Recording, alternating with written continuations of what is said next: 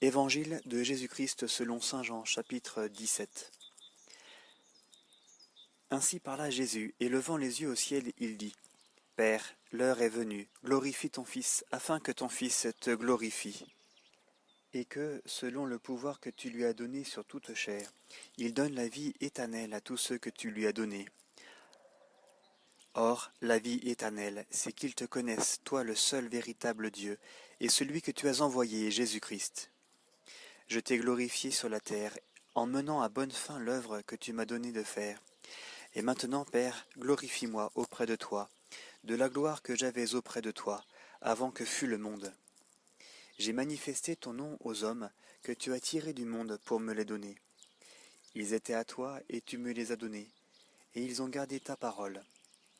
Maintenant, ils ont reconnu que tout ce que tu m'as donné vient de toi, car les paroles que tu m'as données, je les leur ai données, et ils les ont accueillies, et ils ont vraiment reconnu que je suis sorti d'auprès de toi. Et ils ont cru que tu m'as envoyé. C'est pour eux que je prie. Je ne prie pas pour le monde, mais pour ceux que tu m'as donnés, car ils sont à toi. Et tout ce qui est à moi est à toi, et tout ce qui est à toi est à moi, et je suis glorifié en eux. Je ne suis plus dans le monde, eux sont dans le monde, et moi je viens vers toi. Père Saint, garde-les dans ton nom que tu m'as donné, pour qu'ils soient un comme nous. Quand j'étais avec eux, je les gardais dans ton nom que tu m'as donné. J'ai veillé et aucun d'eux ne s'est perdu, sauf le fils de perdition, afin que l'écriture fût accomplie. Mais maintenant je viens vers toi, et je parle ainsi dans le monde, afin qu'ils aient en eux-mêmes ma joie complète. Je leur ai donné ta parole, et le monde les a haïs, parce qu'ils ne sont pas du monde. Comme moi, je ne suis pas du monde. Je ne te prie pas de les enlever du monde, mais de les garder du mauvais. Ils ne sont pas du monde, comme moi je ne suis pas du monde. Sanctifie-les dans la vérité, ta parole est vérité. Comme tu m'as envoyé dans le monde, moi aussi je les ai envoyés dans le monde. Pour eux je me sanctifie moi-même, afin qu'ils soient eux aussi sanctifiés dans la vérité. Je ne prie pas pour eux seulement, mais aussi pour ceux qui, grâce à leur parole, croiront en moi, afin que tous soient un. Comme toi, Père, tu es en moi et moi en toi, qu'eux aussi soient en nous, afin que le monde croie que tu m'as envoyé. Je leur ai donné la gloire que tu m'as donnée, pour qu'ils soient un comme nous sommes un, moi en eux et toi en moi, afin qu'ils soient parfaits dans l'unité, et que le monde reconnaisse que tu m'as envoyé, et que tu les as aimés comme tu m'as aimé. Père, ceux que tu m'as donnés, je veux que là où je suis, eux aussi soient avec moi, afin qu'ils contemplent ma gloire que tu m'as donnée, parce que tu m'as aimé avant la fondation du monde.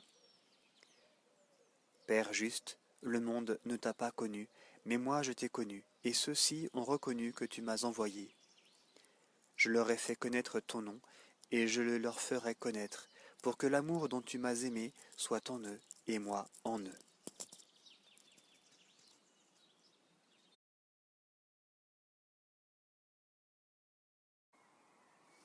Évangile de Jésus-Christ selon saint Jean, chapitre 18. Ayant dit cela, Jésus s'en alla avec ses disciples de l'autre côté du torrent du Cédron. Il y avait là un jardin dans lequel il entra, ainsi que ses disciples. Or Judas qui le livrait connaissait aussi ce lieu, parce que bien des fois Jésus et ses disciples s'y étaient réunis. Judas donc, menant la cohorte, et des gardes détachés par les grands prêtres et les pharisiens, vient là avec des lanternes, des torches et des armes. Alors Jésus, sachant tout ce qui allait lui advenir, sortit et leur dit : Qui cherchez-vous ? Ils lui répondirent : Jésus le Nazoréen. Il leur dit : C'est moi. Or, Judas qui le livrait se tenait là, lui aussi, avec eux. Quand Jésus leur eut dit : C'est moi, ils reculèrent et tombèrent à terre. De nouveau, il leur demanda : Qui cherchez-vous ? Ils dirent : Jésus le Nazoréen. Jésus répondit : Je vous ai dit que c'est moi. Si donc c'est moi que vous cherchez, laissez cela s'en aller, afin que s'accomplît la parole qu'il avait dite : Ce que tu m'as donné, je n'en ai pas perdu un seul. Alors Simon-Pierre, qui portait un glaive, le tira, frappa le serviteur du grand prêtre et lui trancha l'oreille droite. Ce serviteur avait nom Malchus. Jésus dit à Pierre : rentre le glaive dans le fourreau. La coupe que m'a donnée le Père, ne la boirai-je pas? Alors la cohorte, le tribun et les gardes des Juifs saisirent Jésus et le lièrent. Ils le menèrent d'abord chez Anne. C'était en effet le beau-père de Caïphe, qui était grand prêtre cette année-là. Or Caïphe était celui qui avait donné ce conseil aux Juifs: il y a intérêt à ce qu'un seul homme meure pour le peuple. Or Simon-Pierre suivait Jésus ainsi qu'un autre disciple. Ce disciple était connu du grand prêtre et entra avec Jésus dans la cour du grand prêtre, tandis que Pierre se tenait près de la porte dehors. L'autre disciple, celui qui était connu du grand prêtre, sortit donc et dit un mot à la portière, et il fit entrer Pierre. La servante, celle qui gardait la porte, dit alors à Pierre: n'es-tu pas toi aussi des disciples de cet homme? Lui dit: je n'en suis pas. Les serviteurs et les gardes qui avaient fait un feu de braise parce que le temps était froid se tenaient là et se chauffaient. Pierre aussi se tenait là avec eux et se chauffait. Le grand prêtre interrogea Jésus sur ses disciples et sur sa doctrine. Jésus lui répondit: c'est au grand jour que j'ai parlé au monde. J'ai toujours enseigné à la synagogue et dans le temple où tous les Juifs s'assemblent, et je n'ai rien dit en secret. Pourquoi m'interroges-tu? Demande à ceux qui ont entendu ce que je leur ai enseigné. Eux, ils savent ce que j'ai dit. À ces mots, l'un des gardes qui se tenait là donna une gifle à Jésus en disant: c'est ainsi que tu réponds au grand prêtre? Jésus lui répondit: si j'ai mal parlé, témoigne de ce qui est mal. Mais si j'ai bien parlé, pourquoi me frappes-tu? Anne l'envoya alors toujours lié au grand prêtre Caïphe. Or Simon-Pierre se tenait là et se chauffait. Ils lui dirent: n'es-tu pas toi aussi de ses disciples? Lui le nia et dit: je n'en suis pas. Un des serviteurs du grand prêtre, un parent de celui à qui Pierre avait tranché l'oreille, dit: ne t'ai-je pas vu dans le jardin avec lui? De nouveau Pierre nia, et aussitôt un coq chanta. Alors ils mènent Jésus de chez Caïphe au prétoire. C'était le matin. Eux-mêmes n'entrèrent pas dans le prétoire pour ne pas se souiller, mais pour pouvoir manger la Pâque. Pilate sortit donc au dehors vers eux, et il dit: quelle accusation portez-vous contre cet homme? Ils lui répondirent: si ce n'était pas un malfaiteur, nous ne te l'aurions pas livré. Pilate leur dit: prenez-le, vous, et jugez-le selon votre loi.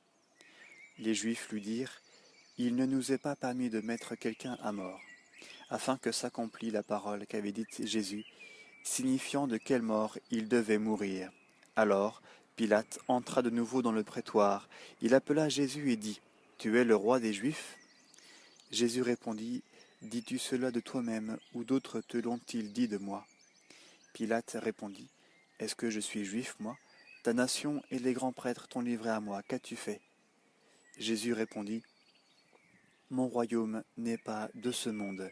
Si mon royaume était de ce monde, mes gens auraient combattu pour que je ne sois pas livré aux Juifs. Mais mon royaume n'est pas d'ici. Pilate lui dit: donc tu es roi. Jésus répondit: tu le dis, je suis roi. Je ne suis né et je ne suis venu dans le monde que pour rendre témoignage à la vérité. Quiconque est de la vérité écoute ma voix. Pilate lui dit: qu'est-ce que la vérité?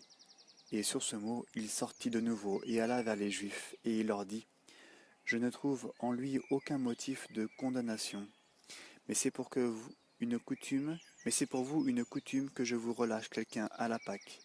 Voulez-vous que je vous relâche le roi des Juifs? Alors ils vociférèrent de nouveau, disant: pas lui, mais Barabbas. Or Barabbas était un brigand.